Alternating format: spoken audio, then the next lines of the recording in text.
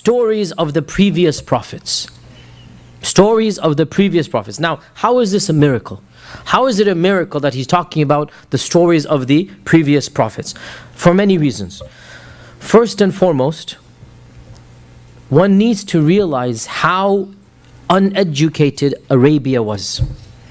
One needs to understand, when we think of, let's say, the jungles of Brazil, would they know the people in those lands that are cut off from civilization? Would they know the histories of medieval Europe, let's say?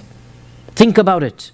That, of course, the problem now is you have the internet. When I imagine, and even by the way, those tribes don't have the internet. But I'm just imagine that you didn't have these means of communication, these means of connectivity, and you came across a civilization cut off from all others, and they know the histories of all other civilizations. Even the names of the Abrahamic prophets, the Judeo-Christian prophets, were not known to the Arabs. Why should they? Why should they know the stories of Yusuf and Yaqub? Why should they care about Ishaq? Why should that branch was unrelated to them? They preserved Ibrahim and Ismail, yes, right? But Ishaq onwards is irrelevant to them. Is that not correct, right? They have no idea. They have vague idea of Isa, but that's it. They don't know anything. And that is why when the Quraysh went to Medina and they said, give us some test quiz questions, one of the questions was, ask him about Yusuf and his brothers. Remember we did the whole tafsir of Yusuf. Ask him about, because who knows Joseph and his brothers? There was not a single library in all of Mecca, in all of Arabia. The Bible had not yet been translated into Arabic. Imagine this, right? There's not a single library in the entire peninsula. In the whole city of Mecca, less than 5 or 10 people can read and write. Even if they can read and write, there is no Bible to read. If they could even acquire it. Imagine all of this, right? In the middle of this environment, an unlettered shepherd with no education begins telling the detailed stories of the biblical flood, of Adam and Hawa, which was not something the Arabs cared about, of Ishaq and Yaqub and Yusuf, of Isa, of Musa. Look at how many stories of Musa in the Qur'an. And Allah mentions in the Qur'an, مَا كُنْتَ تَعْلَمُهَا أَنْتَ وَلَا قَوْمُكَ مِنْ قَبْلِ هَذَا. Neither you nor your people knew these stories before this Qur'an came down. And of the most interesting, tangible, if you like, evidences for this,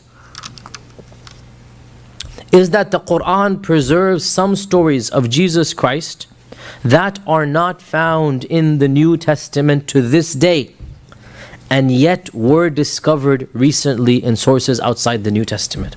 And I will give you some concrete examples.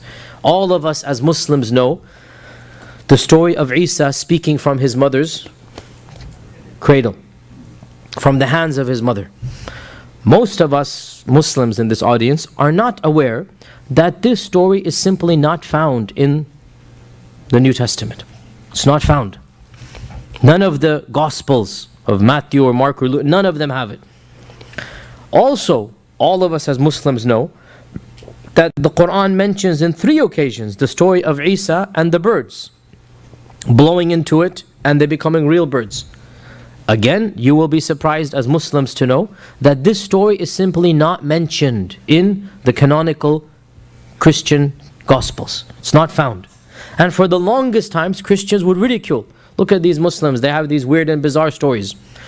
Around 150 years ago, in Egypt, a interesting monastery was discovered in the desert. And in it there was the body of a monk from the 4th century CE, before the coming of Islam. 4th century CE. And the body of this monk belonged to a sect of Christianity that was lost, it's gone.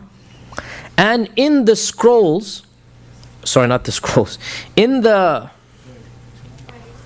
what do you call it, the coffin, there were scrolls. That's what I meant to say. Multiple scrolls.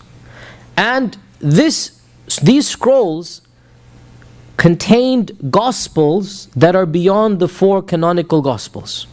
You guys following this? Of them is a Gospel, now you should know that Constantine and others in 325 CE, they basically got rid of all of the other Gospels. There were lots of Gospels. And Constantine ordered these four to be chosen, others later after him, it's not just Constantine but later, and these four became the canonical, all the rest were destroyed.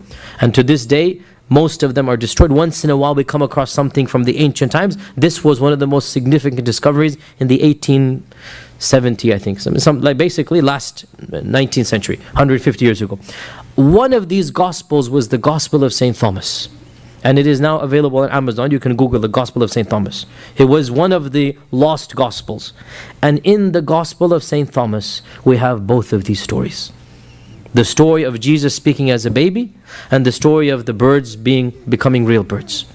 And it is amazing that for literally 13 centuries, these stories were not known to any Christian community.